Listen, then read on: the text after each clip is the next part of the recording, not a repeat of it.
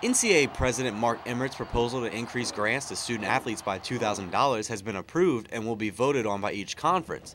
LSU Chancellor Michael Martin voices his opposition. I'm not sure that the $2,000 serves a particularly good purpose for those of us who can afford it, and it most certainly will have a negative impact on those who can't. Martin says this will widen the gap between the haves and have-nots of college athletics. And if they can't afford to do it, then they are at a competitive disadvantage to recruit, which only puts them in an ever more tenuous position to compete. But LSU sports management professor Adam Flieger supports the proposal. Flieger says this gap is nothing new. The widening of the gap is both good and bad. The gap already exists.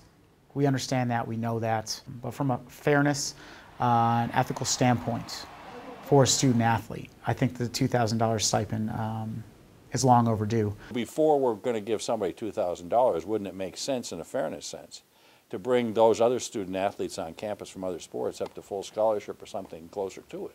Martin feels that student athletes at big-time universities like LSU already have an advantage that is priceless. We provide our student athletes at LSU an enormous number of benefits above and beyond a scholarship.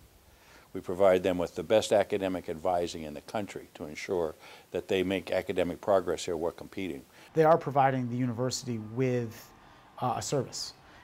In turn for their service, they get an education provided for them.